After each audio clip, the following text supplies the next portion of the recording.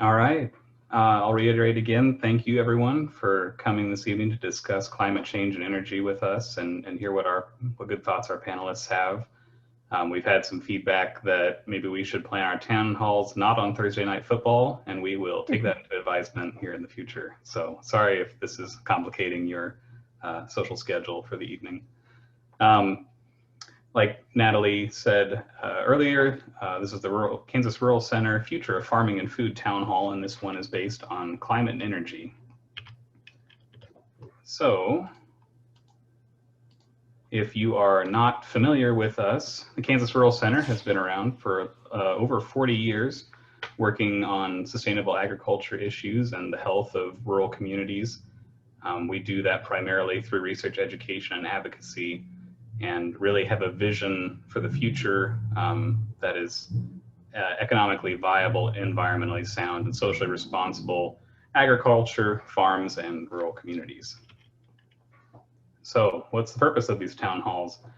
We have had integrated voter engagement grants from the Kansas Health Foundation for the last several years. And in previous years, we had those town hall events that are supposed to focus on voter engagement around issues here in Kansas and civic engagement in general.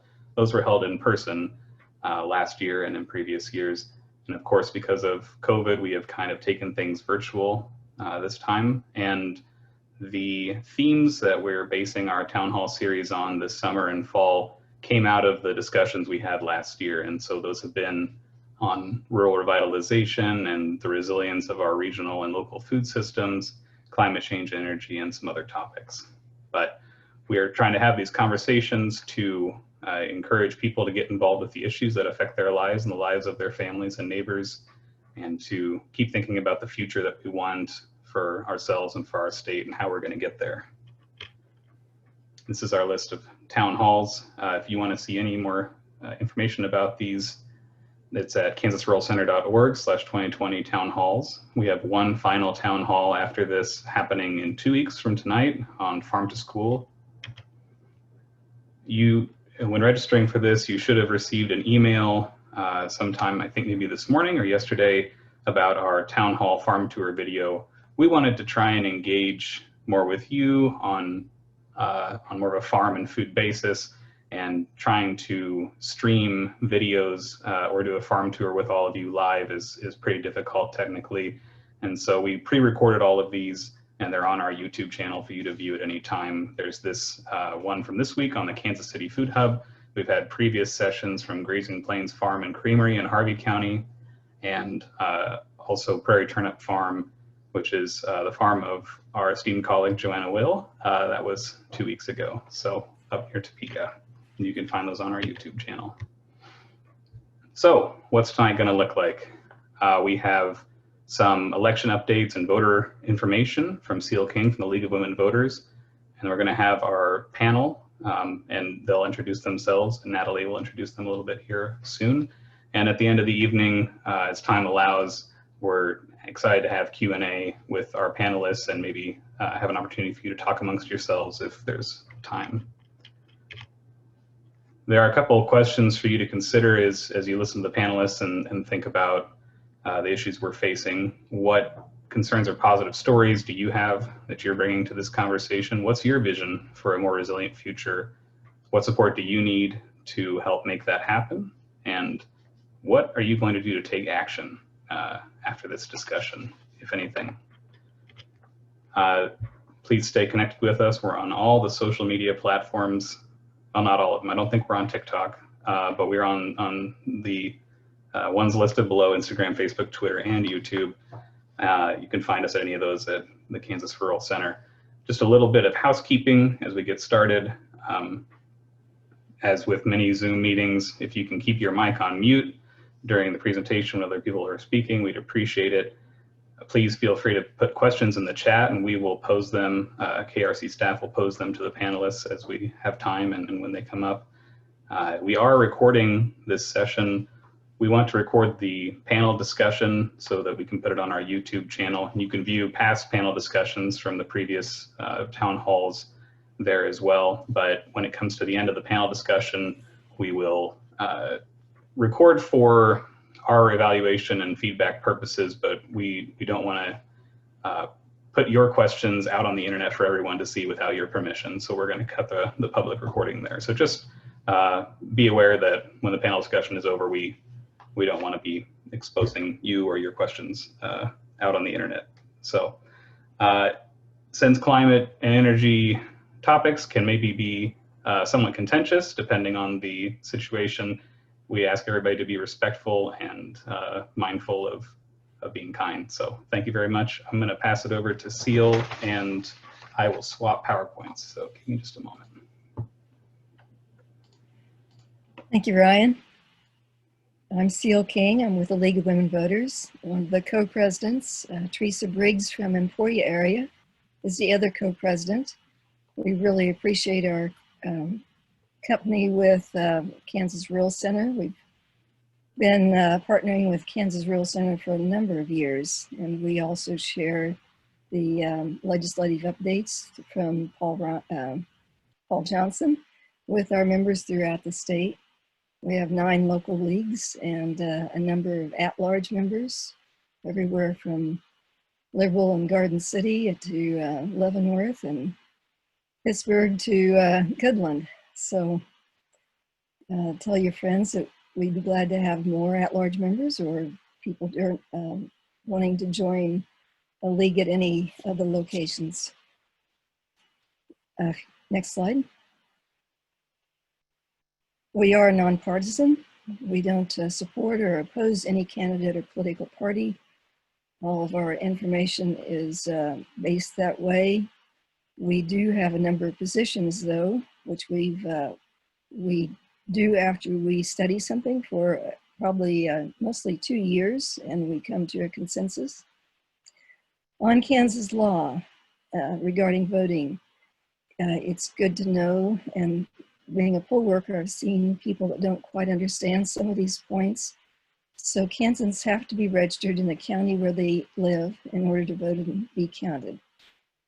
And ballots cast in a county other than where the voter lives and is not registered will not be counted for any candidate, even a statewide or a national election. So we've had a number of people coming to the polling places where I work who live out of town, live out of county, and don't understand that they can't at least vote for the president or the Kansas senator, and that's in Kansas just not the case. People need a photo ID, a government issued photo ID to vote in Kansas. If they come in to vote, they'll get a provisional ballot.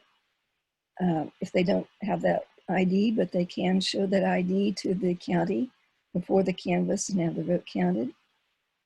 And mailed ballots, this was changed a couple of years ago, so for everybody to be newly informed, ballots can be counted if they're postmarked by election day and received by the county election office by the Friday following the election.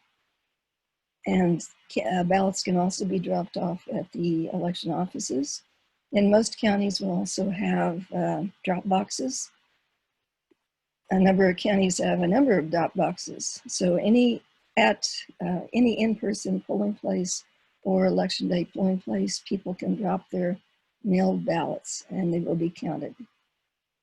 In fact, the first numbers you see coming in from county election offices that don't list a precinct are those early ballots, whether they were in-person or mailed ballots.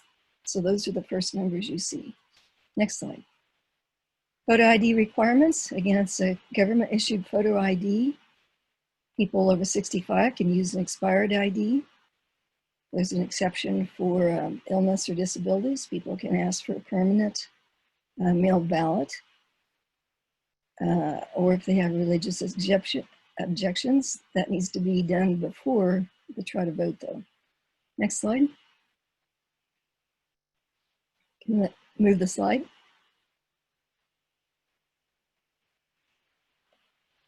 Vote411.org is our national site for voter information. And we passed that by, but it answers about 19 questions that have to do with voting deadlines, registration, mailed ballots, early in-person voting, quite a number of different things.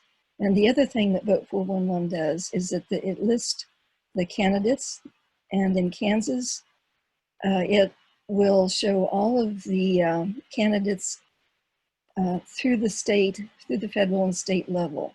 And in about 12 counties, we've gone down to the county level. And we've asked all these people questions. And when the candidate responds, it is their words and their phrasing and their spelling, which goes up on that website. We do not alter it at all. And if you have a candidate in your area that hasn't filled out those questions, you might ask them to do that because their constituents have a right to know where they stand on the issues. Next slide. Please forward.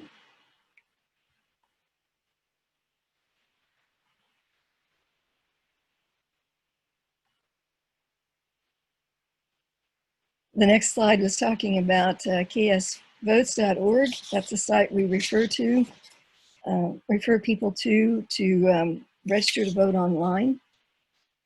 It is not a government site, but it is a nonpartisan site. They have the advantage on this site that a person can use their phone or their tablet to register to vote, and they can also ask for a mailed ballot.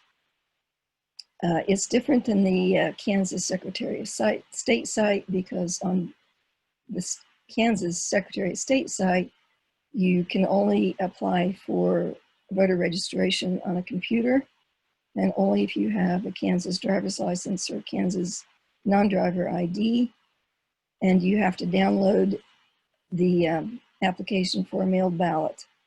This site, ksvotes.org, you can do all those online, even if you don't have a Kansas driver's license. Next slide.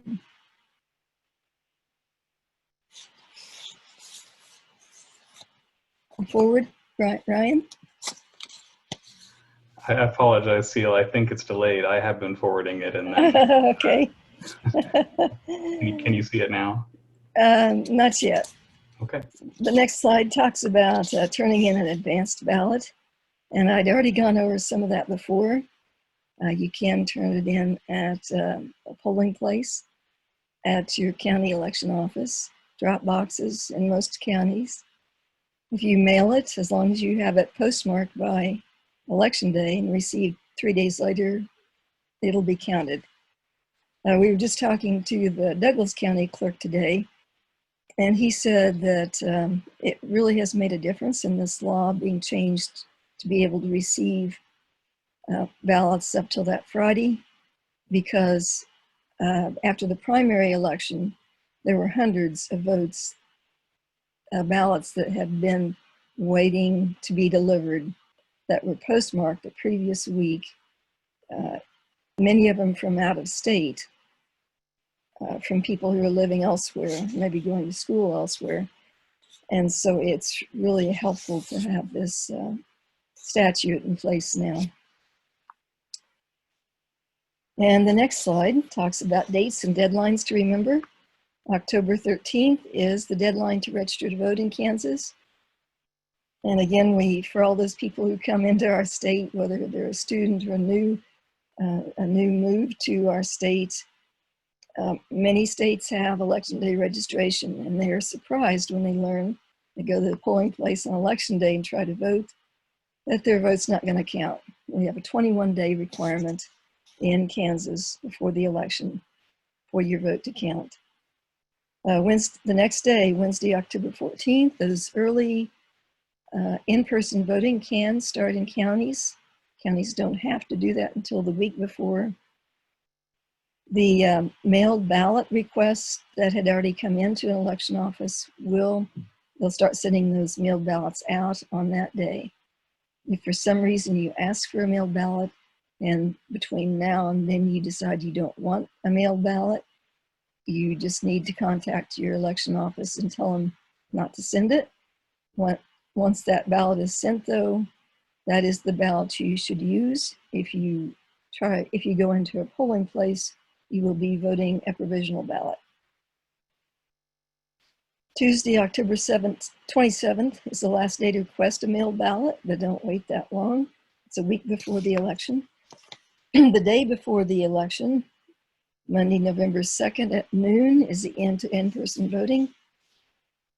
The election is Tuesday, November 3rd. Polling places are open 7 a.m. to 7 p.m., except for 1 or 2 counties that have a 6 a.m. opening. And again, mailed ballots can be dropped off at any polling location in your county. You can't drop a mailed ballot in a county that is not your county. That doesn't work.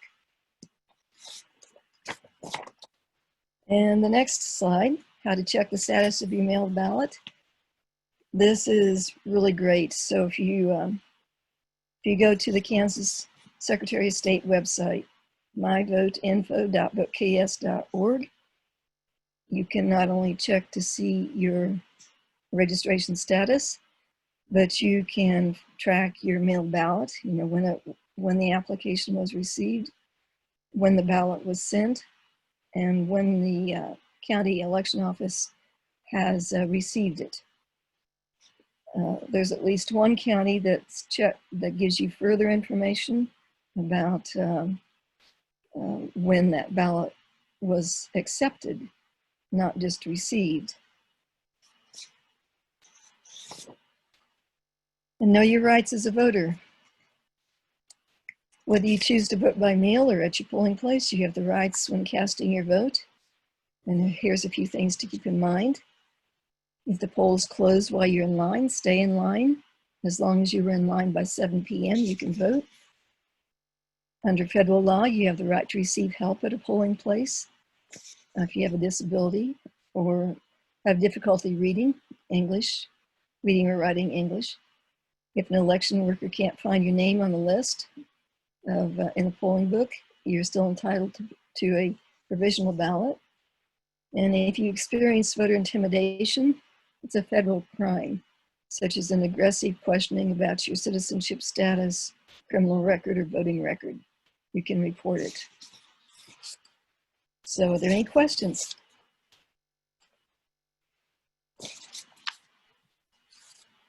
Hearing none, I'll turn it back to Ryan. Okay. We did have one question in the chat box. Okay. Let's see here. So Don Teskey is asking, he says the county clerk in Potawatomi County has been sending out information that voters receiving mail-in ballots from a Missouri address aren't valid. And he's asking if you know anything about that.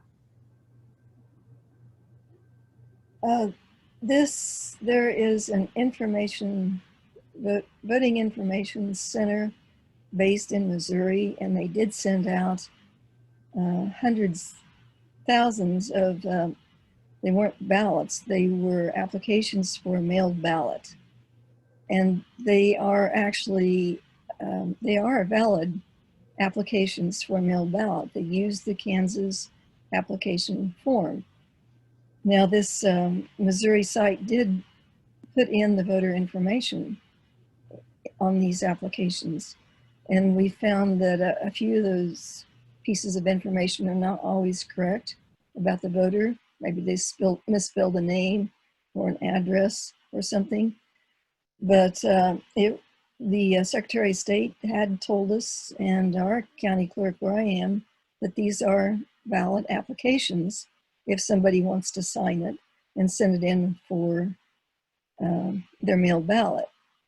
However, if your county clerk is protesting these, it might be easier to just get another application form. You can download it or ask your county election office for a ballot, or you can go on to ksvotes.org and request it online, rather than arguing with your county clerk if they, for some reason, don't want to use them. Okay, thank you very much, Seal. Sorry for those technical difficulties. I hope everybody was able to see some of those slides. But we will go ahead with our panel discussion now, and I'll turn it over to Natalie. Thanks. All right, great, thank you. Tonight our panel is going to be moderated by Zack Pistora. We're really excited to have Zack leading the panel tonight. He is an environmental champion, legislative director for the Kansas Sierra Club chapter, and he is also a KRC board member. He represents Kansans on issues such as water conservation, energy efficiency, clean energy, and a whole lot more. So I'm really excited that he can be with us here tonight to help guide our discussion. Also joining Zack, our panelists tonight include Rachel Myslivy with the Climate and Energy Project, Brian Grimmett with KMUW in Wichita, and Sister Jane Belanger with Heartland Farm in Pawnee Rock, Kansas. All right, so I will go ahead and turn things over to you, Zack. Thank you, Natalie, and everyone else with the Kansas Rural Center. And thank you all for joining tonight. Really appreciate it. Good turnout here at the town hall. Before I begin with the panel, I wanted to say, express a great thanks to Seal and the team at League of Women Voters. They're awfully busy right now. And I just want to implore everybody here, not only just to check for yourself as far as your registration and getting out there to make sure your vote counts, getting heard, but definitely connect with all your folks in the personal network. You know, that cousin that you're not sure votes or not, you know, you're maybe a child or your neighbor or whatever. It's you know, part of what makes our democracy good. So do your best to get out there and vote and help your friends and neighbors to do so. So thank you, Seal, for your presentation earlier. Hey, y'all, you got a great crowd. I know some of you just seeing your names on the Zoom here, but and some of you I don't know. Looking forward to get to know you here. But we have an excellent panel, a wide variety of perspective here, also representing different parts of Kansas for an issue that we all ought to be concerned about, and that's clean energy and climate change. Without, I'll go ahead and before we begin, you heard a little bit about me, but I'd like for each of our panelists here to talk a little bit more about them, and kind of an icebreaker question for y'all is, what got you connected to either clean energy or climate change, both personally and professionally? Rachel, why don't you kick us off? Somehow I knew you were going to pick me, Zack. So my name is Rachel Myslivy. I'm the Assistant Director of the Climate and Energy Project. We're a Kansas-based nonprofit. Our headquarters is in Hutchinson, but we all work virtually. So I'm north of Lawrence, kind of by Perry, Kansas. And what brought me to climate and energy issues, I would say I started out really in food systems work. As a young mother, I was really concerned about the food that I was feeding my kids and learning a lot about that, and then getting involved in the local foods movement. And then, you know, we also have a small family farm, and trying to figure out the best ways that we could manage our property. Kind of then naturally led into learning more and more about climate change, and clean energy kind of comes from that. I also have a master's degree in religious studies that had a focus on ecology and environmental activism. And believe it or not, I interviewed Jane several years ago as a part of a project trying to understand faith-based reasons for environmental action. And so all of that combined to get me where I am at the Climate and Energy Project. I've worked here for 8 years now. And we really originally started focusing mostly on clean energy as an economic solution. And in the past 5 years, we've changed that focus or expanded it to talk about clean energy as a climate solution, and also one that improves our health of our communities. Climate change is a public health crisis right now, and clean energy and actually farming solutions also present the best strategies to build a resilient and healthy Kansas. So I think I got all your questions, Zack. Yeah, great, Rachel. That was a good way to kick it off there. Sister Jane, would you like to go next? Sure. Thanks, Rachel. It's been a long time when I think about that meeting. I'm a Dominican Sister of Peace, and based here in central Kansas. Even though I have a Pawnee Rock address, I'm really not in Barton County, which Pawnee Rock is in. And we live in the very southeast corner of Rush County. There's about 3,000 souls in our county. So we are rural, but we are also about 12 miles straight west from Great Bend. So that's our big city in our area. I came from central Ohio, near Columbus, at a similar kind of farm, another ministry of the Dominican Sisters called Shepherd's Corner. And so that was in the early 80s. So I've sort of been in this kind of search and also practice for about 30 years. It reflects the values that we have as Dominican Sisters about, we would call it caring for creation. But it's not all theory. So it's the actual trying to live out of that in practical ways, and also to do a fair amount of education, I guess, by modeling things on the way we do things and how we use our lands. So that's been my background for about the last 30 years. And Heartland Farm has been around for almost, that's a little bit longer than that, 32 years. And it was begun with the same reasons, to create an awareness, I think, among our agricultural neighbors of another way, perhaps, to approach agriculture.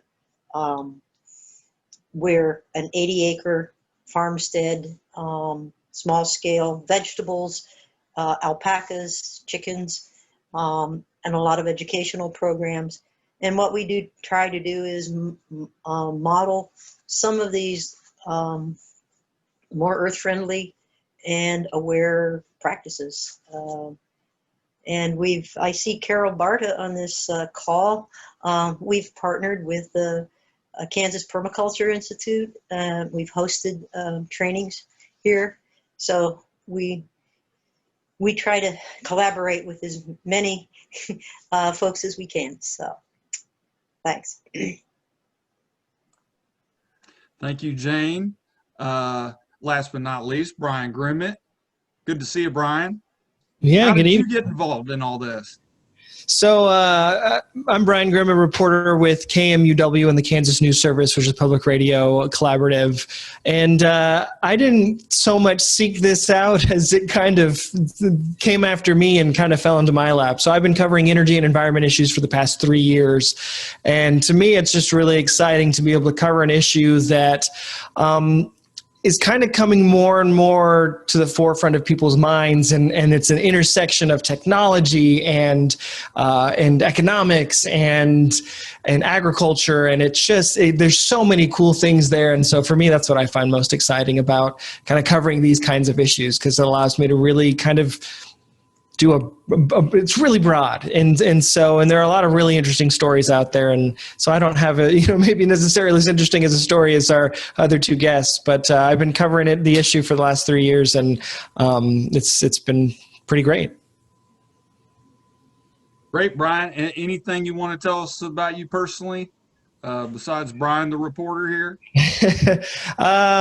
Been in Kansas only a couple of years, grew up in Texas, a little bit of a weather nerd, which is kind of a fun thing to do when you're covering climate now. So it's kind of exciting about that. And before I came to Kansas, lived in Utah, which still has all of its own specific issues to deal with climate change and water and those kind of things. And so was interested there, covered state legislature there, politics for 5 years, and now I'm doing this. So right. Well, thanks, Brian. Brian's not only one of my personally favorite reporters, but one of our best reporters, in my opinion. And not just because he covers environment, but just the way he covers it too. So thanks for being with us. Folks, want to just say that please, this is going to be a dynamic, interactive conversation here. We'll take questions and answers closer to the end after we hear from our panelists. But if you want to provide some comments in the chats, some civil comments, that would be appreciated in the chat box. We'll take some of those questions there at the end, but sometimes it's good to write something down so we can remember them by the time the Q&A session comes about. So anyway, thank you, panelists, for that introduction. It's great. I'm excited to kick things off here with y'all. Climate change has been something that's been talked about for a little while, thought about for a little bit longer, maybe. How do you assess, what kind of grade do you give the state of Kansas right now for its action on clean energy and or environment? Anybody want to start? I'll go for it. Why not? I don't know if I can give it so much of a grade. It's kind of, it's a mixed bag of things. On one hand, Kansas was pretty quick to jump on the fact that it's got a great wind resource, and it put a lot of effort into that over the past decade. And now it's the fourth, it produces the fourth most wind electricity in the country. And something like 41% of all of the electricity produced in Kansas is from wind energy. So they put in a bunch of policies for that. They worked through that. And that worked for a great while. There's some new challenges as they try to continue to sustain that growth. But that was a lot of, they did a lot of good work there. There's also a lot of good work happening, at Kansas Department of Agriculture, Kansas Department of Health and Environment. They've got some really interesting programs there, helping agriculture and farmers with technology, with how do we use our water better and smarter. And so those are some of the good things. And then there are some, where maybe they kind of fall a little bit behind, and some of this changes, but some of the way this is maybe getting a little too wonky, but some of the way the regulators that the Kansas Corporation Commission deal with some of the energy policy is kind of hit and miss when it comes specifically if you're talking about climate change related energy policy. So it could be a lot worse. It could also be a little better. Thank you for that. I'm happy to jump in. Also recognizing, like Brian, obviously you know how to make yourself look good on a webinar. I'm impressed with your color and your background. You look great. So I would say I'm kind of a Pollyanna. I try to look at the optimistic side of things whenever possible, and so I would say I think Kansas is improving. Like it's an unusual grading scale, but Kansas might be an I for improvement. I know that for the longest time, and I've been doing this work for the last 20 years in Kansas. For the longest time, you couldn't really talk about climate change openly without a lot of derision or just disagreements. It was often really uncomfortable, and I've seen incremental change happen for a long time, and then really rapid change in the past several years to where you can talk about Kansas, the state and the government. And I think right now I'm talking maybe more about Kansas, the people. People coming up to me and asking, I feel uncomfortable talking about climate change because, my neighbors don't want to talk about it, but I'm concerned about it. I'm concerned about my grandkids. I'm concerned about my land, and I'm seeing the changes. Farmers are on the front lines of climate change. We're experiencing it every minute of every day that you're outside, and you're seeing how it's affecting your land and your animals, and the plants and everything around is being affected. So I've seen more open-mindedness and more curiosity, and I think that when you're faced with things that are overwhelming and confusing and contentious, the best attitude to have is curiosity. And I've been really encouraged that I've seen a lot of curiosity from Kansans, like the people, Kansans, about climate change, and less about like, I want to be right in this conversation, tell me what I can say to win an argument, and more about, you know, what can I do to make things better on my property, on my, you know, in my house, for my kids, for future generations. And I think that's really encouraging. That's a good point. I want to stick with this idea concerning how it relates to the people of Kansas, and kick it over to Jane. Jane, you know, you've been holding on to these values for a while. You know, the farm's been there as a kind of alternative model for agriculture. You know, I imagine you probably felt a little bit like an oddball, or maybe stuck out a little bit more compared to maybe your neighbors around your area. Is that true? And how have you seen things change interacting with your community over time? Yeah, I think it's both true and it's also changing, I think, as kind of both speakers mentioned. I think when the sisters purchased this farm 30 some years ago, some people said, well, what are you sisters going to teach the people around you about agriculture? You don't even, you know, we're talking holistic and organic and so forth. But I think there was also a recognition that the other side of it is a solidarity with our rural neighbors, that we're willing to be a part of the community. We're willing to participate. And I think that's probably been my experience since I've been here 13 years, that while we don't necessarily do it the same way, we all experience the same issues together. And I think that allows us to have the kind of credibility that matters to people. They may not, you know, feel our agricultural credibility is something that they understand, but they understand our value system about keeping our rural communities alive, looking to the next generation, taking care of land, taking care of animals. Those are really bedrock things about people, even if they're using methods that we would judge as, but that's not helping in so much of the commercial agriculture ways of doing things. But they also recognize that, for example, taking care of the soil, yeah, that makes sense. Dealing with climate issues and having to adjust, that's, yeah, we're all in that picture. So yeah, I think, and we're still here. I think that matters too. Yeah. Well, I think I might be stealing a play out of your playbook, Jane, because that's exactly how I like to communicate with legislators up in Topeka, is focus on those really common ground issues, those common values, that deep down, you know, this is our home, and in Kansas, it's a beautiful place. Let's try to make the most of it as we can, keep it beautiful, and you know, take advantage of these resources that we have that, oh yeah, also can help the environment, but help the economy and society, etc. So I'm glad you pointed that out.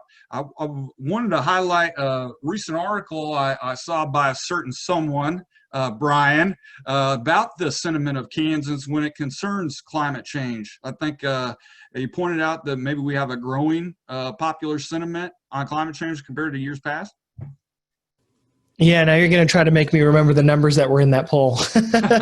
Well, yeah. I looked it up. If you need some no specific numbers, I got it pulled up there. Yeah, no, it's the survey is it's a national survey done by the Yale Climate Program, and they kind of gauge climate opinions, and it has been changing over the years, and I think it's kind of surprising to some people to see that the majority of Kansans say that the climate is changing, that the earth is warming. The majority of Kansans support quite a few policy positions having to do with global warming, such as, increased research and funding for renewable energies, that kind of thing. A lot of people, and I can't remember if this is the majority yet or it's getting close to that, recognize that a lot of the issue is human caused. And so I think if more people were willing to talk about it, more people would recognize that we're thinking about it and we're noticing it. And I'm by far an expert on agriculture. Like I said, I've only been covering this for 3 years. And so to me, I lean on and rely on, the people out in Kansas that I talk to. And what they say to me is, yeah, we see this, we notice this. It's different today than it was 30 years ago. And they might not have the language to talk about it in the way of climate change or global warming, but they recognize it, they see it, they understand it. And a lot of them are already adapting to it. And that's another topic we can talk about. But I think people would be surprised how many Kansans out there recognize that something is happening. Yeah. No, I was excited I was saying I was excited to see a report. I just don't know if I was successful in trying to share a little bit of that graphics that you had or not. Sorry to cut away from the screen here, but anyway, I dropped the link to your article in the chat box for everybody. I encourage you to go check that out. One thing I thought was interesting, and I'd be curious what the larger crowd thinks about this when we get to the Q&A, but I want to put it to the panelists first, is that there's still a less than half of Kansans think that global warming will harm me personally. And so there's I think it was 37%, again, according to the survey done by Yale, but I think there's interesting that there's not this quite personal connection, personal acceptance that climate change could have an impact on me. And that's not to jump in real quick, and that's not unique to Kansas. That's nationwide. Even though the nationwide average of people that think climate change is happening or global warming is happening, those who think it will directly impact them is much lower than all the other polling questions. Interesting. So, I think maybe, I might think of, rising sea level, might harm an island or something out there in the Pacific or something. But actual effect on my daily life, maybe isn't quite resonating there. And so, why is that, that maybe some of Kansans don't feel that way? Rachel? Yeah, I would love to jump on this question, Zach. And I think in large part, it's been a matter of, maybe not the best communication. For a long time, climate change and all of that really did focus on the melting ice caps and the polar bears and maybe coastal areas. And you would hear things about climate change and how it was affecting California. Well, nobody in Kansas gives two thoughts about what's happening in California. We want to know what's happening here and how it's affecting us here in Kansas. And I think that that's something that we really took to heart at Climate and Energy Project when we started really talking to the public about climate change. And we decided to focus on the connections between climate change and public health. And that, I think, I mentioned how there's been a rapid change in the way people are responding when we're talking about climate change. And I think it's largely because of that difference. So when we give presentations and we'll talk about how ragweed season has changed. We're already experiencing longer periods of pollen production, which makes asthma symptoms worse and allergies worse, longer, more intense allergy seasons. The ragweed season in Kansas City increased by 25 days from 1995 to 2005. Another thing that we'll talk to people about is ticks. So, if we were all in a big group, I'd say, well, who here goes morel hunting or, goes hunting or whatever? And have you noticed that you're getting more ticks than you used to? Well, yeah. Or you have, like a lot of people will say, I have to give my dogs flea and tick medication all year round. We used to only have to do it like for about 6 months, maybe 8 months. And now our dogs have ticks in December and January. And so we know that we used to have in Kansas just a handful of tick-borne diseases. I've lived in Kansas my whole life. I never knew anybody who had Lyme disease. And so in 2004, there were hardly any tick-borne diseases. And that jumped to 250 cases of tick-borne disease in just 10 years. So the CDC research indicates that tick-borne diseases were 20 times higher, 20 times more common in Kansas, and mosquito-borne diseases were 35% higher in 2016 than in 2004. And then, you know, you can talk about the increases in heat and the extreme weather. And I make jokes a lot of times that in Kansas, like, we eat extreme weather for breakfast.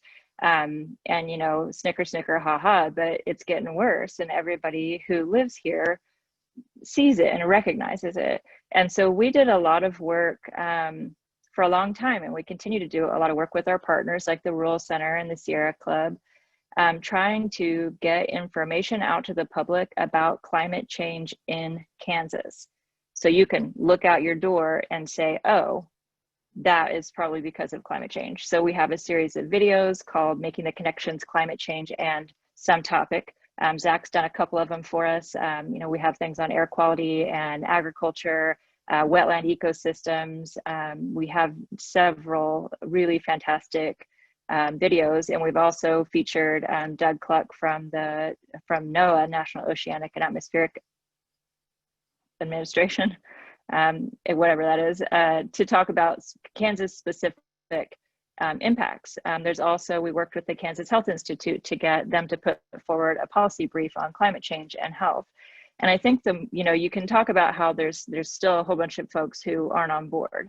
And I would say, you know, there's going to be folks who are never going to be on board, and that's okay. Like, I'm not going to fight with those people to try to get them on board.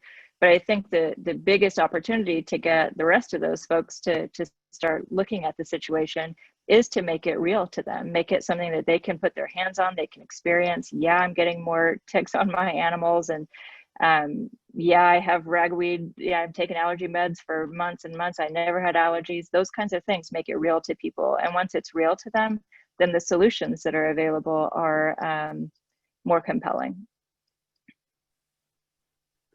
Yeah, Jane, did you have something to add? Yeah, I'd have a little comment on Rachel just segued into what I've been thinking, which is some of the solutions, which is Kansas is full of vast tracts of land that used to be prairie. And when I was listening to the climate energy, one of the symposium or conference you had last week or so, one of the speakers talked about how a prairie sequesters more carbon than a forest. And if we start thinking about that in terms of our agricultural practices, cover cropping, and all of those practices that are beginning to be utilized even in conventional agriculture, the solution is in the soil. The soil and the plants we grow on it take that carbon out and keep it there far longer than the generation of the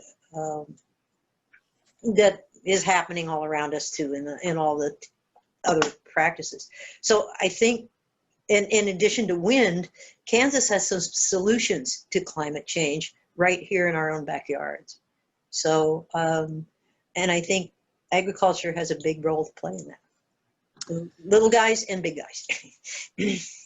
Oh yeah, I definitely, and I want to kind of stick with this kind of segue into solutions here, but I wanted to just return just quickly to Rachel said about, you know, personal impacts and some of those things. I want to say that in 2017, under the Brownback administration, actually, they were forming what is known as the Kansas Response Plan. And it was to help prepare emergency personnel for upcoming, emergencies that Kansas would face.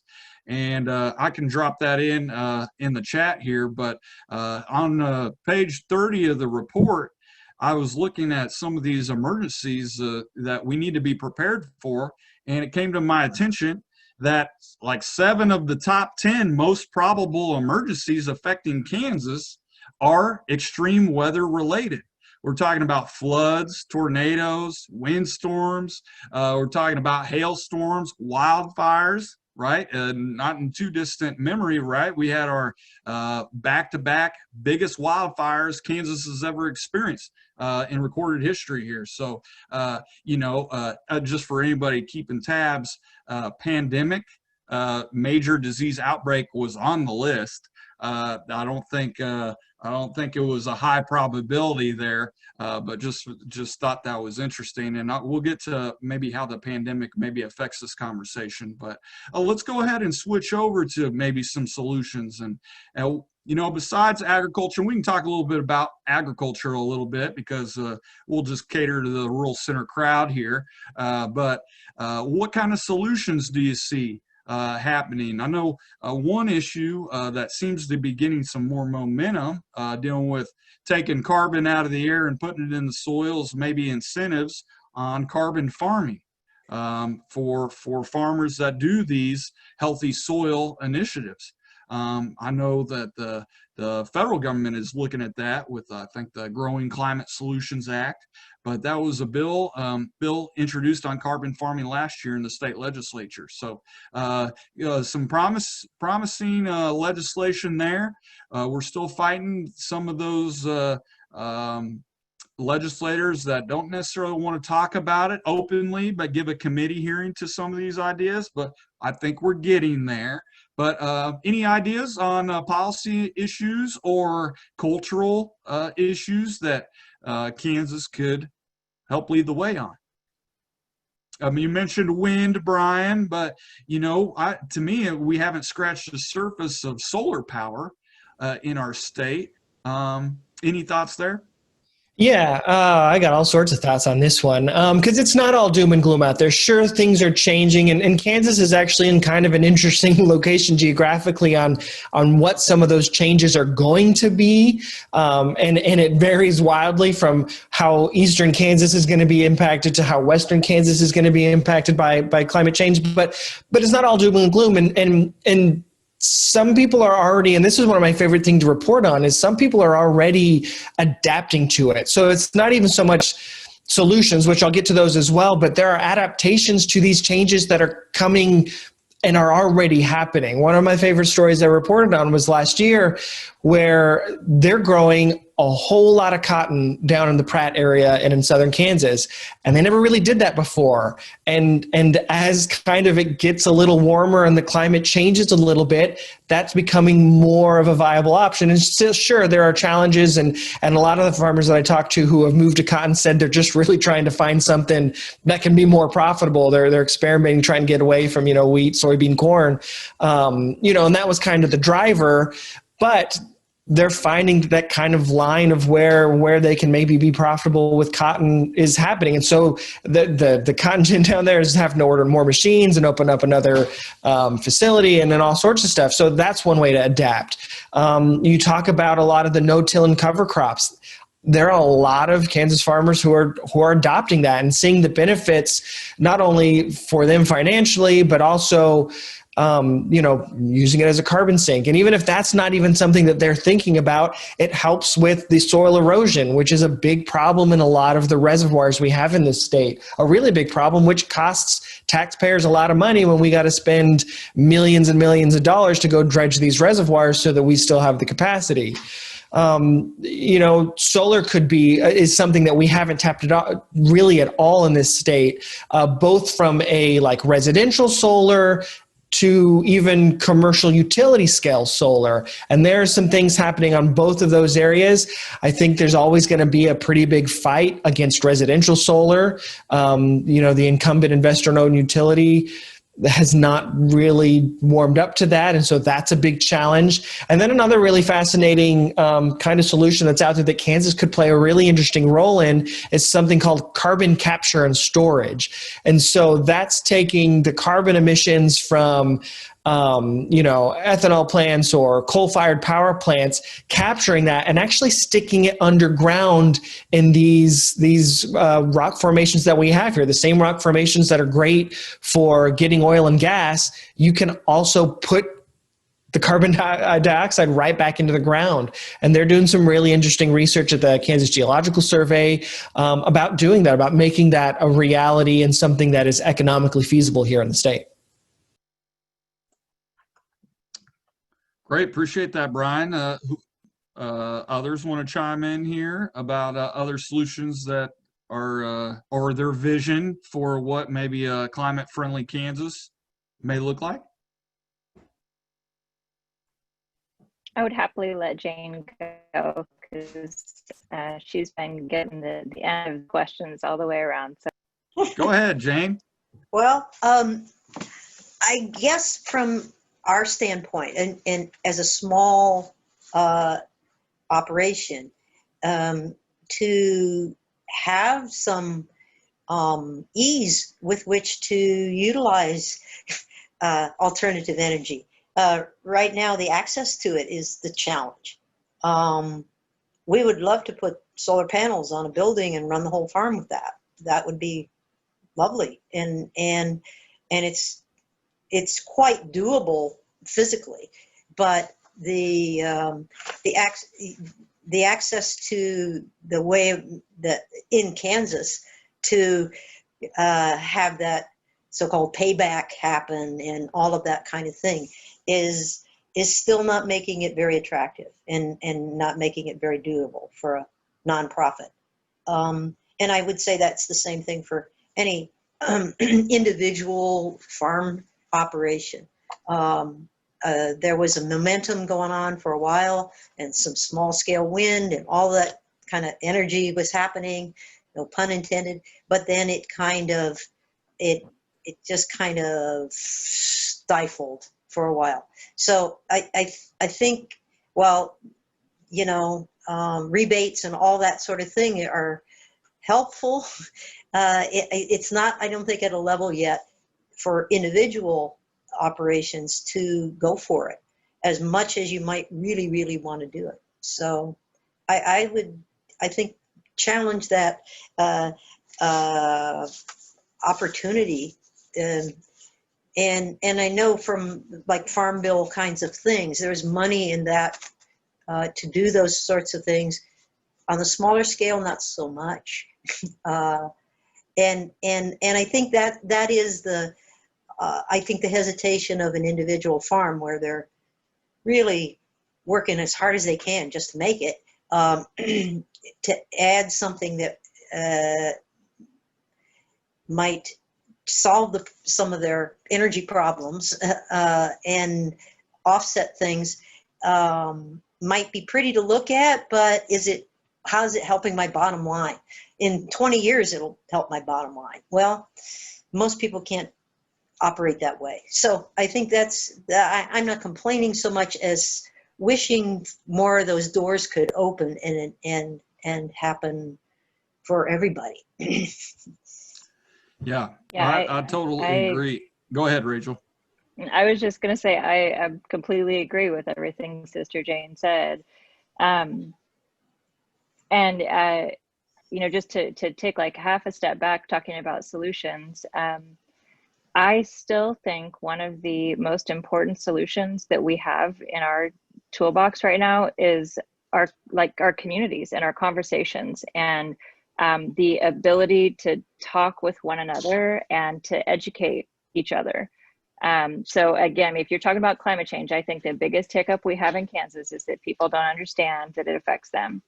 And if you want to have talking points, if you want, some information, you want me to help you on how to start those conversations, the Climate and Energy Project, we offer workshops on really how to start the conversation about climate change in a way that isn't like, let's get, roll up our sleeves and start throwing punches. That's not helpful. And it's not going to win any fight, really, actually. It's just going to keep the fight going. So I want to emphasize again, the education and communication with each other is really important. And I think what Jane was talking about on the small scale, on my farm and your farm, we can talk about what's happening on my farm, what's happening on your farm. and we can make some connections there. And we may not agree 100% on, you know, the root causes, or, you know, is it human cause? That doesn't really matter. If we can focus on the solutions, we can make some progress going forward. And that's one thing that I think we really have to be proud of in Kansas, that we have some really amazing farmers and ranchers doing absolutely phenomenal things when it comes to soil health.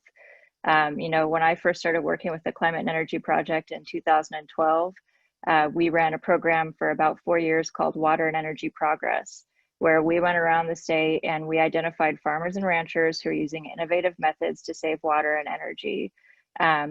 And there were 20 producers that received awards at the time, and they were doing anything from, you know, cover crops and rotational grazing to patch burn, you know, to integrating, you know, small scale wind and solar on their properties.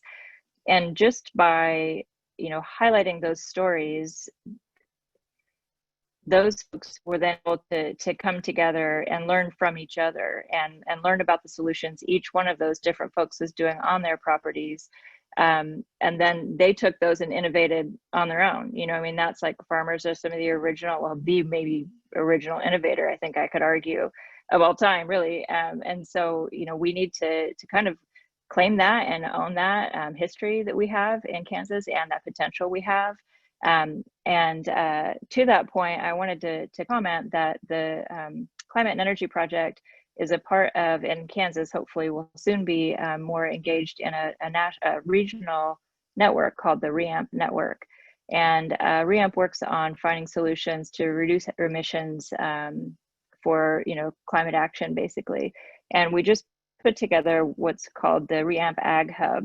And we're in the process right now of reaching out to experts, whatever those experts might look like, on agricultural solutions for the climate crisis.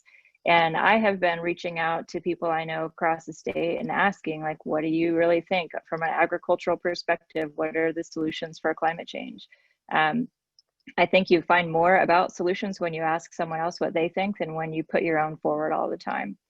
And so I would really invite everyone on this call, I'll put my email in the comments there, to send me solutions you think are the most important. I think for the longest time, we have focused on renewable energy and energy solutions and transportation, and those are critical, absolutely critical to solving the climate crisis.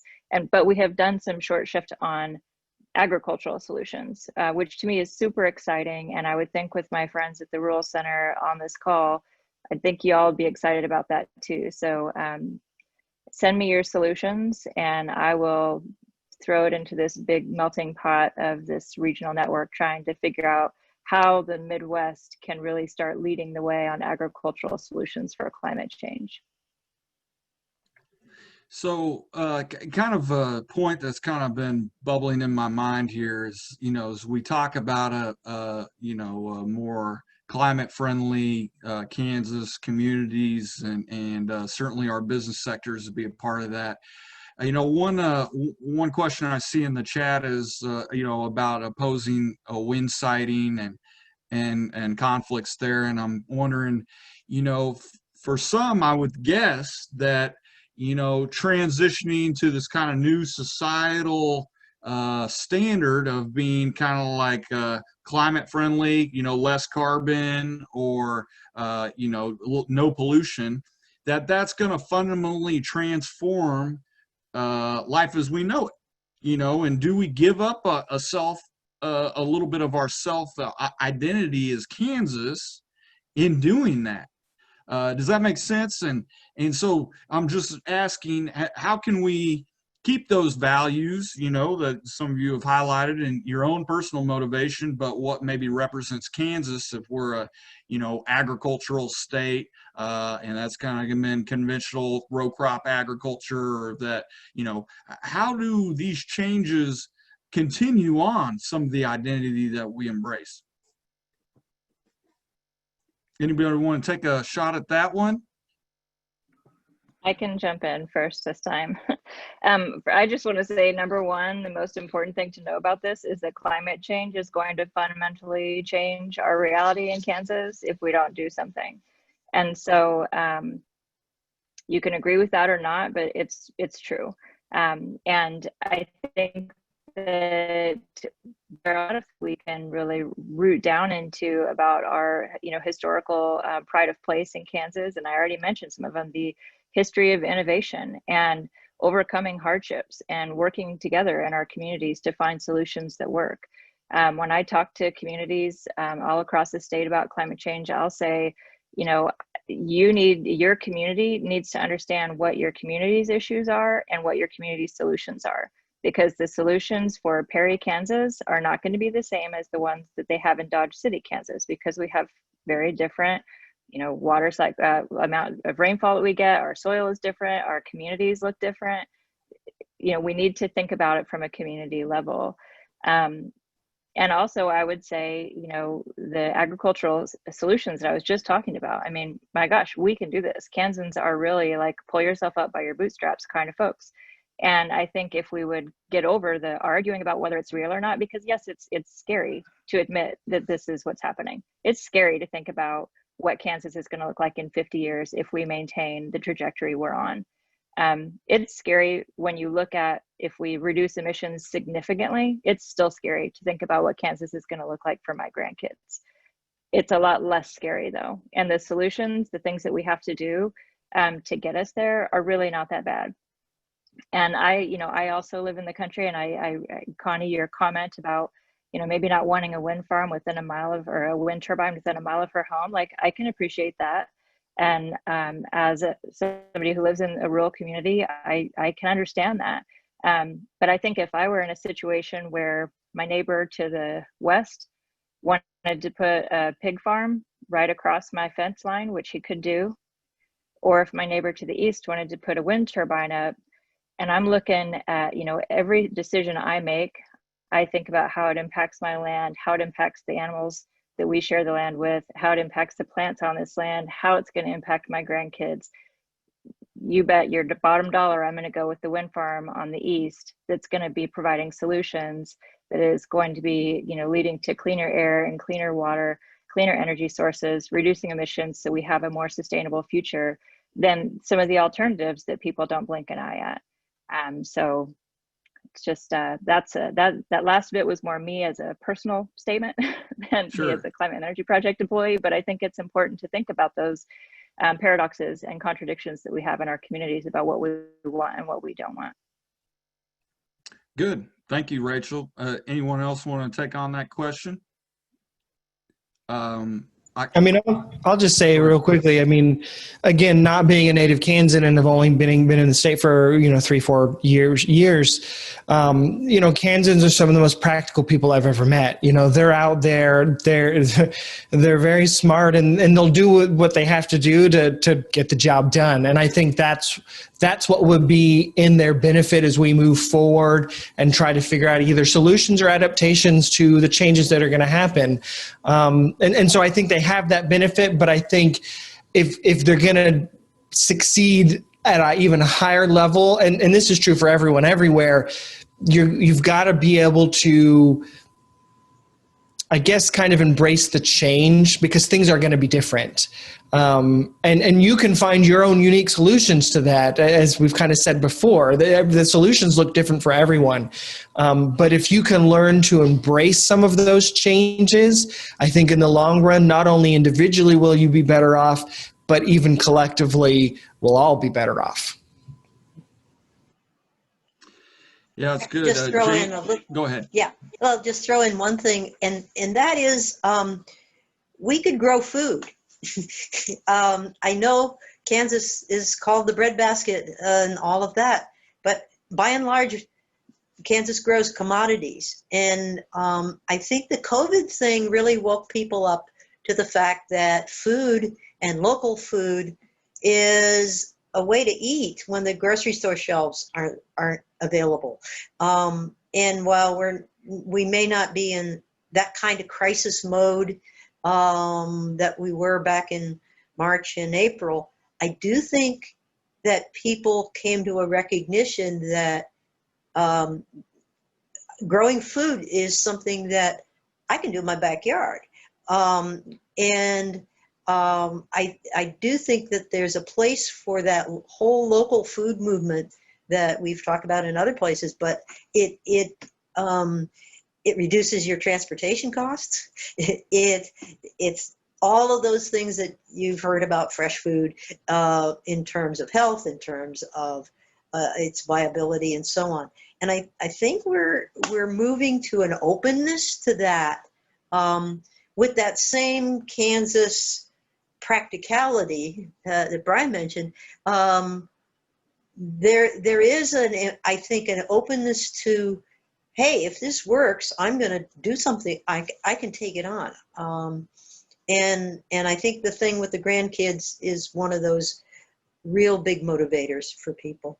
It's not just about going to the ball games. It's like, are they going to have a future that's better than the one I'm experiencing right now?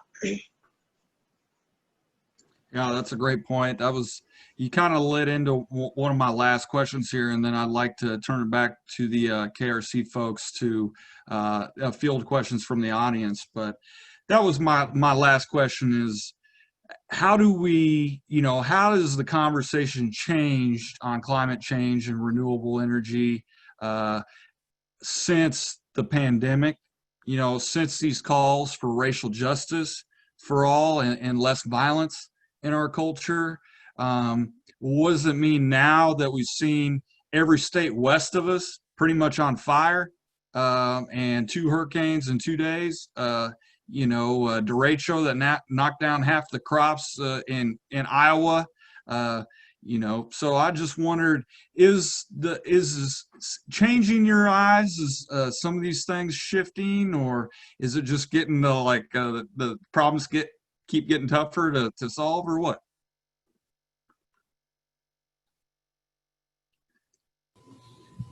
That's the interesting thing about Kansas and what's happening is, Kansas has always had extreme weather. Kansas has always had drought, has always had floods. But what we're learning and what we're seeing with the data is that it is getting a little more extreme. The wet is getting a little wetter, so to speak, and the droughts can be a little, can last a little longer. And so it's not even all that different, like on the surface, but when you really look at it, it is kind of getting to those more extremes. And that's something that's going to continue to get happen. We might not see as many flooding events, and the frequency of the flooding events aren't necessarily going to increase, but when they happen, they're going to be really, really bad. Kind of like what we saw in 2019, or worse. And so, that's kind of the reality that we have to start trying to accept and work against. Yep, I agree. Jane, Rachel, want to piggyback on that point? Jane? Yeah, I think that the resilience that people have kind of inherently is something that is can be mobilized in a direction that works for us all. I do think that what Rachel's mentioned a lot of times of the whole community thing, it's the talking to one another that in individual conversations, but also taking the time to, I think, to gather folks up, socially distanced, of course, in conversations around real things, and to let the politics go and the real desires that unite people come to the fore. And once you can have those conversations, which we started to have, I think, but I think it requires maybe some individual projects that catch people's attention, like one of the previous calls about saving the grocery store or something. Those kinds of things that unite people are ways to see a future ahead. So whether you're starting community gardens or developing your own energy co-op or something that can get away from that dependence on the big outsiders are going to run our lives.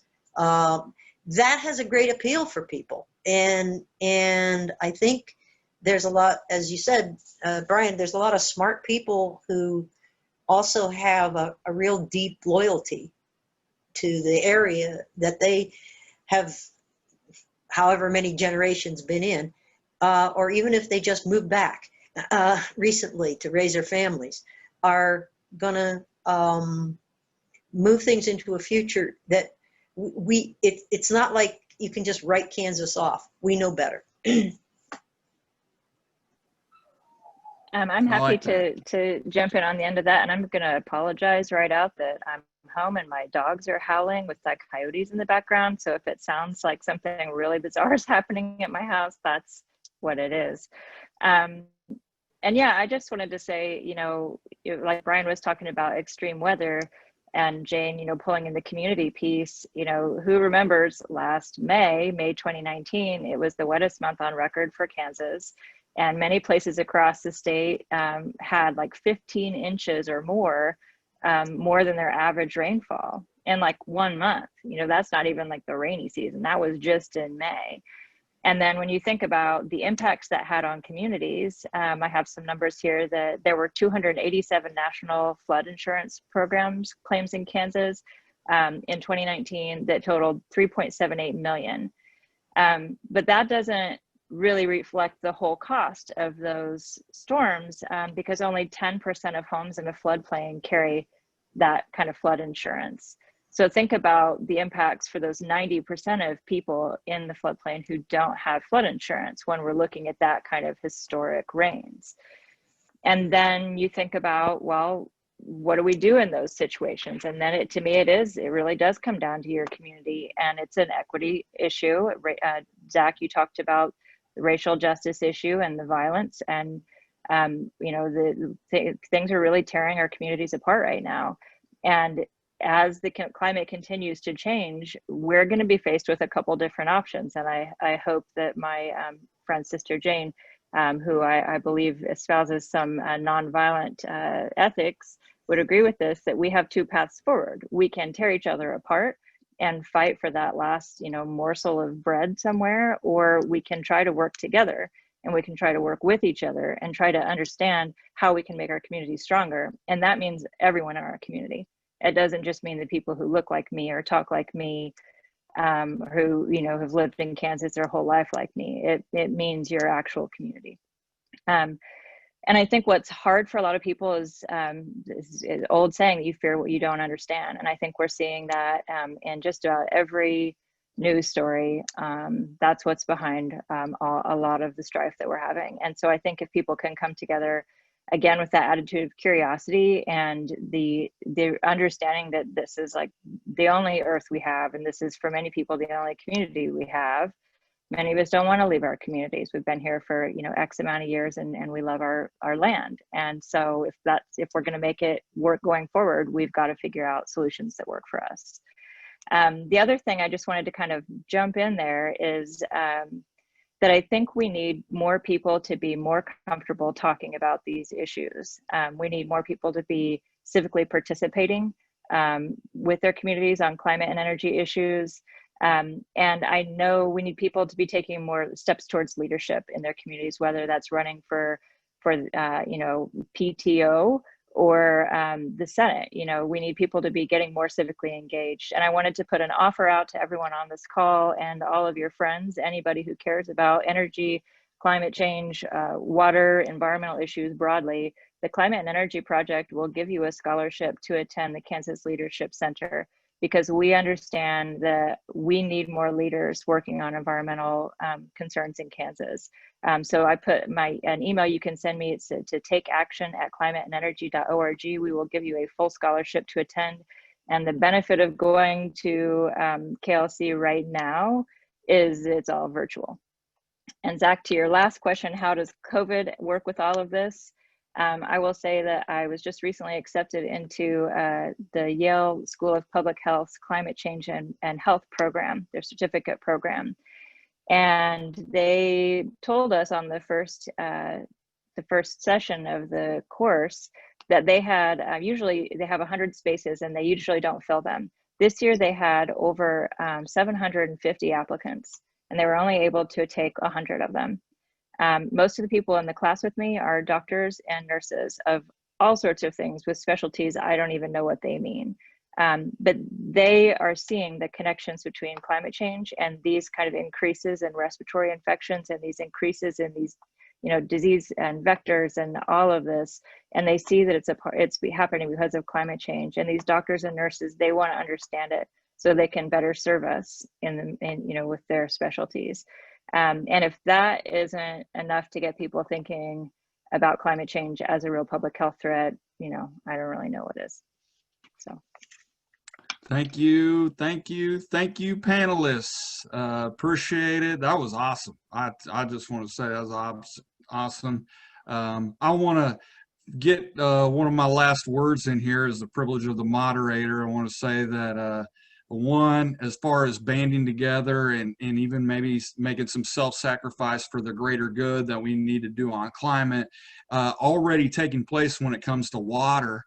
Out west, you know, farmers and people, landowners out there saying, hey, we're not going to have a great future if we keep draining the High Plains Aquifer and Ogallala.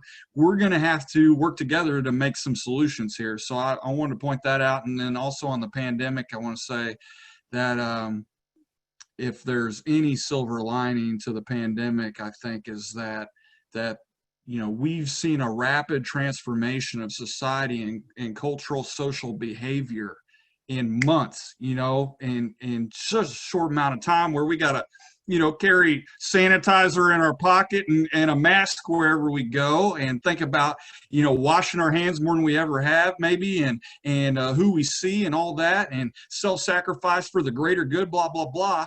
You know, if we could do that real quickly to help make this a more climate-friendly country, planet, etc. So I just want to say that when you think, oh, this might be inconvenient or impossible or a pain, we can just show that kind of the one for all for one mentality here just in recent times. So just wanted to make that little plug. I'll turn it over. I know we've taken quite a bit of your time already. I want to say we'd love to hear your questions if you have questions for the panelists. So, but I'll turn it over to Natalie to help us take the rest of the way here. Thanks.